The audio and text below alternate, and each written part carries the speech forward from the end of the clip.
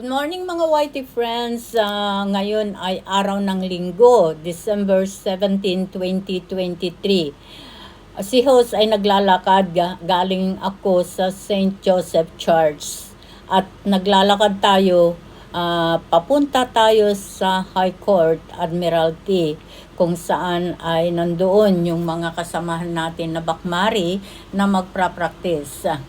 So, i-meet natin sila doon. At si host ay dito dumaan sa Hong Kong Park. Shortcut kasi dito kapag galing ka sa St. Joseph Church. Kaya si host dito na lang kaysa sumakay pa para makatipid. Di po ba? Ayan, kaya ito ngayon si host. Dito na tayo sa Hong Kong Park. Naglalakad mga Whitey friends. Tignan natin ang Hong Kong Park ngayon kasi magpapasko. So, maraming development or mga decoration pang Christmas, syempre, taon-taon ganyan. So, tayo ay dumaan dito upang mag-vlog na rin. At nandito na tayo sa bungad. Ayan, yung nakikita nyo yan ay pupunta sa marriage registry, kung saan nagpapa-registered yung mga ikakasal dyan. At napadaan tayo dyan. At ito na tayo. Patuloy tayo sa ating paglalakad. Tignan natin. Dito tayo umakyat. Punta tayo sa taas ng Hong Kong Park. Doon kasi maraming mga magagandang tanawin sa taas. Oh, teka. Parang kilala ko itong mga nag-shooting na grupong ito. Oh, kilala ko nga. Ayan, si Jonax Butuan Vlog, ang kanilang cameraman. Ayan, yung nakaputi. Si Jonax Butuan Vlog yan, mga friends. Siya yung cameraman ng kanyang mga kasama na nandito. At si host naman ay aakyat sa taas. So, dito ang daanan ko at sila ay, ayan nga, nag-shooting sila dito. So, tayo naman, mga friends, ay patuloy tayo, aakyat tayo sa taas. Kinukunan lang ni host ang view na ito. So, patuloy tayo sa ating paglalakad, mga friends. Ayan, napakagandang tanawin, di po ba? May mga kasama si Jonax. Ayan, marami sila, mga friends. At ayan, patuloy tayo sa ating pag-akyat dito sa staircase na ito. Ayan, mga friends, yan, kasama niya mga estudyante niya. Tayo naman ay paakyat na. Ito ang tanawin. Ipapasyal ko kayo ngayon dito sa Hong Kong Park. Napakaganda ang tanawin ngayon kasi magpapasko. At ito, tubig dyan sa gilid na yan. Yan, tubig yan na malakas ang agos. Ay, nakikita nyo naman mga friends. Ang ganda ng mga bulaklak. Pink, red, ganyan ang mga bulaklak. So, ayan, mga friends, ang tanawin dito ngayon sa Hong Kong Park. Patuloy tayo sa ating pag-akyat. Akyat, mataas ito mga friends. Hong Kong Park na ito, mataas. So, patuloy si host sa kanyang pag-akyat. Akyat pa more host, akyat pa more. Ganyan talaga dito ang buhay. Ang buhay ng vlogger. Di po ba? Kapag ikaw ay vlogger, ay ganito ang buhay. Lakad ng lakad. Walang sawang kalalakad. Mataas ito mga friends. Ayan, ngayon lang ako nakarating dito sa end. At andito na tayo sa taas. Tignan naman natin ngayon kung ano ang meron ngayong magpapasko. Oh, flowers, red flowers. Ang gaganda, poinsettia. Yan, mga friends. Ang gaganda. Yan talaga ang flowers kapag Christmas. So, patuloy si host sa paglilibot kasama ko kayo. Ayan, wow, pati bulaklak ng ano ba ito? Hindi naman gumamela. Ito ang Hong Kong Park. Maluwang itong Hong Kong Park na ito. At dito na lang muna tayo siguro at kailangan natin ma-meet si Madam Kai ng 11. Kailangan natin ma-meet sila kasi sandali lang siya, from 11 to 1 o'clock lang daw siya kasi hindi niya off.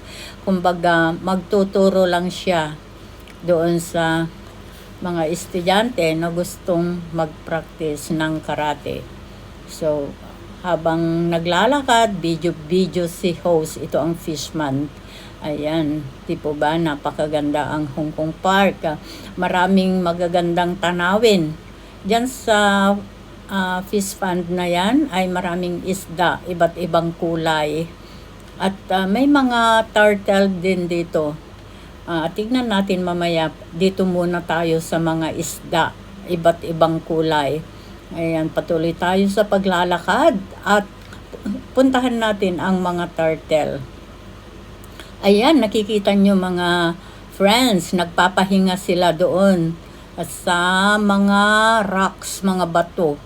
Napahingaan nila, sinadya yata na ilagay doon para may pahingaan sila or hindi na inalis kasi ito inayos. Nakita nyo naman ang paligid talaga. Ang Hong Kong mga friends ay very rocky. Maraming rocks. Ayan, lumalangoy si turtle. At yung iba naman ay nagpapahinga. Pagod na siguro sila. Kasi medyo tanghali na. It's already 10 o'clock. So, ayan. Nakikita nyo mga friends, ang sarap ng tulog nila. At mamaya, puntahan natin yung waterfalls doon sa cave. May waterfalls doon mga friends, doon sa kuweba. Pasyalan natin mamaya. Kuhanan muna natin ito ng mga pictures. Ayan, di po ba ang sarap ng tulog nila. Ayan. Patuloy tayo sa ating paglalakad at naman ito yung tulay papunta doon sa waterfalls, pero kunan muna natin siya ng ayan, yung waterfalls at doon ay may kuweba. Puntahan natin at tignan natin kung ano rin ang tanawin paglampas dyan. Actually, napasyalan ko na ito noon pa maraming beses pero madaming improvements. So patuloy tayo sa ating paglalakad at puntahan natin ngayon yung kuweba at kung saan nanggagaling yung waterfalls na yan. Diyan sa ilalim ng waterfalls ay may cave. Diyan tayo dadaan para mapuntahan yung ibang part ng Hong Kong Park na ito. Napakaganda mga friends ang mamasyal dito ngayon kasi maglakad-lakad ka, napakaginaw. So yung energy, yung heat ng katawan ay nakakatulong para hindi ginawin. So ganitong mga temperature ang magandang maglakad. So ito tayo ngayon. Papasok na tayo dyan sa cave na ayan, natatanaw ninyo mga friends. Pinukus ko lang doon sa kapaligiran ng cave at nandito na tayo sa pintuan ng kuweba. Tingnan natin kung ano ang nabago dito sa kuweba na ito. Ay, siya pa rin. Meron lang yung mga halaman, very red yung mga halaman ngayon na nakalagay dyan. So, pasok tayo at tignan natin kung ano ang meron. Ayan, mga friends. Talaga naman, super ganda. Super ganda. Ayan, yung tubig. Napakalinaw. Ito na yung kuweba at malapit na tayong lumabas. Ayan, papalabas na tayo sa kuweba. At ito ang tanawin paglabas mo sa kuweba. napakagandang tanawin ang bubungad. Kita mo pa rin yung kagandahan ng Hong Kong. May mga buildings na natatanaw at tayo maglalakad. Punta tayo doon sa garden. May garden dito, kaya lang siguro hindi na ako papasok sa loob. Kasi nga, wala nang time. Babalikan ko na lang yung garden na yan. Palagay ko very red ang mga bulaklak sa loob. At ito naman ay may balete dito. Balete yan, mga friends. Alam nyo, dito sa Hong Kong, ang balete daw ay swerte na punong kahoy. Yan ang belief ng mga Chinese. So, dito sa Hong Kong, maraming mga balete na inaalagaan talaga. Talagang inaalagaan at hindi natatakot ang mga tao.